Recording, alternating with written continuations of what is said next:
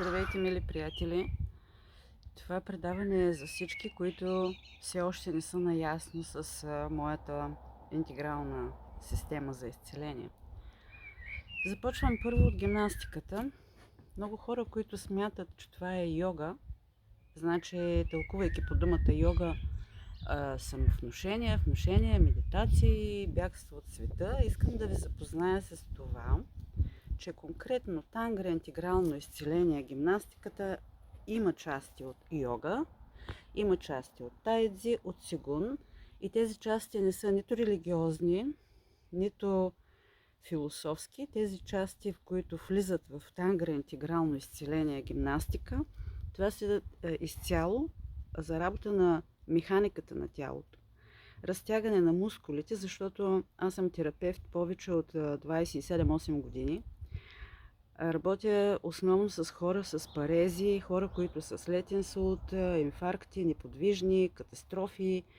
И тази гимнастика, независимо до каква степен може да бъде изпълнявана от тях с моя помощ, помага за разтягане на мускулите, които оказват влияние за цялостното състояние на тялото и за подвижността, и за възстановяване и регенериране на нервните окончания. И така, сега да ви обясня. Аз работя онлайн, провеждам тази гимнастика онлайн, защото пътувам много и съм на различни места по света, така че няма как да извършвам мануалната терапия. Но тангра, интегрално изцеление, гимнастика включва дишане. Дишането се включва и не само в йогата. Знаете, ние си дишаме и без да правим йога. Но при правилно дишане, докато изпълняваме едно упражнение, кръвта се насища с кислород. А къде идва тази част вече? Тази част, когато ние се чувстваме добре, когато ние сме пълни с енергия. Пак подчертавам, в моята програма няма никакви философски, никакви религиозни, сектантски мотиви. Всичко е абсолютно научно обяснено. И всеки, който прочете книгата Тангра, интегрално изцеление, който разгледа моя сайт, той ще разбере същността на моята работа. Никой, който няма нужда, не е длъжен да го прави, но за хората, които все пак се интересуват, аз ще ви изпратя моя сайт да го разгледате. Бях на психотерапевт, където разбрах за себе си, че аз съм човек, който иска да бъде велик, и човек, който трябва да стане нормален. Искам пък аз да ви кажа на всички, на всеослушание. Велик е много такава комерциална дума. Всеки човек е специален. Като стремежа не е да бъдем диктатори, да бъдем велики, за да бъдем ласкани. А стремежа е да разкрием нашия собствен личен потенциал. Това, което имаме, да можем да даваме. Проблемът е в това, че много хора не могат да предлагат себе си, да продават знанията си. А това е необходимо. Защо е необходимо? Защото ние живеем в един мир, в който освен да мислим за себе си, ние трябва да даваме това, което нашите таланти да даваме, за да живеем пълноценно. Така че величието е на всяка една душа, защото ние сме част от този създател, който е дъхнал в нас живота и душата. И ако ние решим да бъдем обикновени хора, ние всички сме и обикновени, и необикновени. Така че желанието има една такава граница. Когато кажем, например, йога, хората си мислят медитации, влизат в състояние. Нали? Но йогата, ако разгледаме нещата научно, философски и въобще ако вникнем в тях, а не само да четем и да си въобразяваме, че ние сме научили много неща, ние разбираме, че йога, самата дума е път. Както дао е път. Всеки избира някакъв път, някои ги смесват. Това, че аз извършвам много неща едновременно, това също в моя сеанс беше по психотерапия. Аз не мога да спра да ги извършвам. Първо, аз съм родена така. Родена съм специална, защото съм родена мъртва. Оттам нататък аз виждах света по друг начин. Какво да направя, че аз си представих преди всичко, което виждам, че всички хора го виждат. Но още като на така малки години разбрах, че хората са различни. И това видео го правя не за оправдание, за разяснение. Защото всеки си мисли, че това, което вижда, това е. Хората са на 7 различни нива. На първата каста, не говоря за индийските касти, това е в духовното развитие. Хората само работят, за да си платят сметките и да спят. В втората започват вече да правят секс, да имат претенции, да пият и така. Трета, четвърта. Значи това не е темата на това видео, но когато хората са на различни нива, няма как да установим контакт. И ако един човек, който не ви харесва, смятате, че е по-ниско от вас или по-високо, това не е защото човека е на по-ниско ниво или на по-високо, а защото просто вие нямате съответните приоритети, за да имате нещо общо с него. Така че работата върху емоциите се получава тогава. Много хора казват, аз съм много нервен, искам да контролирам. Не е въпросът в контрола на емоциите, въпросът е в тяхното осъзнаване. Когато аз осъзная, примерно, че един човек, който живее на 10 км от мен в гората и само цепи дърва да се запали печка, за да се наспи, какво аз мога да кажа? Аз мога да му се сърдя за това, примерно, че той от мен изисква аз да седна и да си направя една дървена къща, да цепя дърва, да съди картофи и да живея по този начин. Или пък човек, който е станал милиардер и който работи по 20 часа на ден, не използва интернет, не използва телефон и лети със самолет, среща се с мен и се чуди колко съм проста и колко съм не успяла. Нали? Всеки е на различно ниво. Така че когато искате да контактувате и да получавате хармония във вашите контакти, първо трябва да намерите средата, която с еднакви приоритети, за да нямате проблеми с себе си, защото проблемите ние ги правим първо с нас самите. Когато, например, си мислим, ето той човек не ме разбра, ето той е такъв или пък аз съм такава. Всеки е такъв какъвто е. Стремежа към развитие не е стремежа. България, искам да вметна тук, защото аз живея в Европа, Азия, Африка, на много места пътувам. Единствено в България срещам хора, които смятат, че да си духовен, това означава да си нещо различно от обществото. Всички хора са духовни, защото имаме душа. И милионерите, милиардерите, с които съм се срещала по пътя ми в моята работа, са много по-духовни от хората, които стоят, събират се в една сектантска група, правят разни песни и танци и после казват, аз съм по-духовен от тебе, аз съм повече от тебе и нямат пари да си купят хляб и така нататък. Значи, първо имаме неправилно изкривено понятие на духовност. Един духовен човек трябва да бъде богат. Като кажа богат, ето, много хора казват, с милиони и така. Не, богатството е. Богатството е това да бъдеш открит към света, да раздаваш себе си и да правиш контрол върху нещата, които не са в твоя ум, душа и мисли. Мислите, тук вече отваряме една друга скоба, затова може би ще говорим друг път. Мислите идват не само от нас самите. Зависи от средата, в която се намираме. Ако вие обитавате среда на интелигентни хора, едва ли ще ви дойде мисъл да отидете и да се изсерете пред тях, нали? Но ако вие живеете с животни в гората, алкохолици, наркомани, какво ще... Бе, голяма работа е, те не ме виждат, не разбират, аз ще се изсера в гората. Или грубо казано, но да е по-ясно, защото аз разбирам, че от всичките ми години работа има различни нива на хора, които не могат да ме разберат. Аз не се опитвам.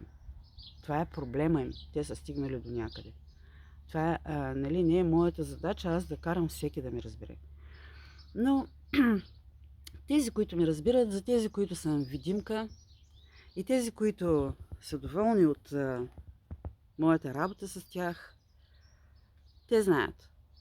А тези, които още не са чули и не са видяли, може и да се срещнат с мен. Така, Това е пътя на всеки човек. Никога до сега не съм правила конкретна реклама за нещата, които правя, само се опитвам. Опит е, наистина опит, защото не съм направила велики сайтове, велики реклами, като по телевизията преди на разни неща, за магии, за разговори. Значи, това е вече съвсем друг, обаче прехвърлям нещата на други теми, защото рекламите са манипулация. Моята работа не е манипулация. Интегрално изцеление, помислете си. Каза ми психотерапевтката, ти вършиш много неща, ето вкарала си ги в програмата. Човече, казвам аз, защото аз съм аз, нали? От малка се стремя към усъвършенстване и себеусъвършенстване. Аз започнах да чета на 3 години и половина. Това може да ви звучи като оправдание. Не, това е като прояснение. Значи, моят път е да се усъвършенствам. Тези хора, които са на първо-второ ниво, те смятат усъвършенстването. Това е да имаш един голям палат. Нали? Ето, тук имам една къща, тя не е моя, но живея в нея. Да имаш един голям палат, да имаш банкова сметка, да имаш коли. И това е усъвършенстването. Помислете си, кое е усъвършенстването? Някои ми казват, дъщеря ми вчера, например, каза, поне да беше осигурила едното си дете. Виждате ли? Виждате ли? Хората смятат, че да осигуриш детето си, това е съвършенство. Знаете ли, като станете на 60 и когато детето ви каже, ето ти си направила това, обаче ти няма да влизаш в него. Не. Или когато пък станеш на 70 и ти кажат, ама не, и ти как ще ми пречиш, ще ти дам старчески доми, въобще не питат някои и дават. Виждате ли живота? Първата стъпка е от първите години, когато човек се усъвършенства, не е с цел само да трупа материални неща и да иска комфорт, защото да живееш така, че да не ти пречат родителите, примерно, или да се отделяш някъде, защото ти просто си решил, че твоят дворец с тези големи стени си е твой и това е. Ти си вече велик. Това са великите хора за мен. Велик човек е този, който не харесва един лаптоп и си купува друг. Който хвърля по земята един, да кажем, мобилен телефон, който е подарен, защото не бил съвсем нов. Който се стреми да направи много големи къщи, за да се чувстват комфортно. Значи комфорта, промяната на една къща с друга, защото просто не ви харесва това място, трябва да я купите, нали, за да е ваша. Това е его. Аз съм живяла на много места в света. И навсякъде всички къщи са мои. Защото аз си плащам за тях и живея. И в Африка смених няколко къщи. Обзаведах си ги с екологични дървета. Докато съм била там, съм живяла така. И хората ми казват, добре, и какво имаш зад гърба си? Какво трябва да имаш зад гърба си? Какво носим там? Това, което съм натрупала, нали, камъните, които съм построила, хубаво е да си имаме дом, наистина, където да се прибираме и да си живееме.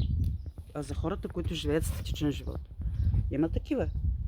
Но хората, на които им е писано, и хората, които са решили да бъдат полезни навсякъде по света, те имат друг живот. Какво значение има дали в България имам една къща, във Франция друга, когато аз съм в Ирландия в момента?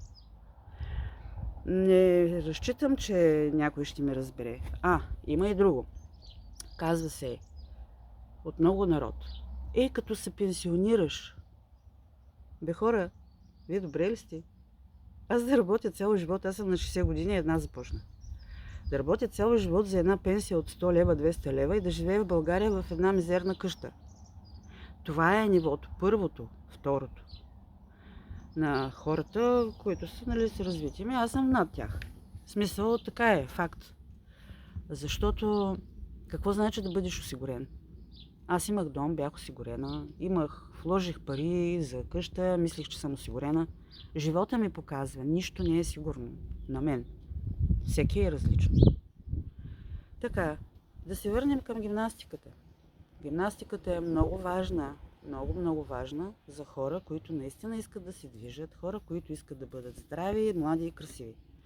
Млади и красиви, като казвам, това не означава, че трябва да правим всичко възможно, за да изглеждаме млади, да не се чувстваме така. Абсурд. Моята външност не знам как ви се струва. И въобще, не че не ме интересува. Значи, първо е вътрешната хармония, вътрешното здраве, вътрешното приемане на самия себе си. Работата за физическото здраве и външното здраве, то си идва външната красота и това, което е. И не може някой да ми убеди, че аз не съм хубава, че аз не съм, примерно, здрава и че аз не съм себе си. И нито един човек не трябва да се поддава на това, да бъде убеден, че той е виновен, да има чувство за вина. Тези неща работим да се изкоренят.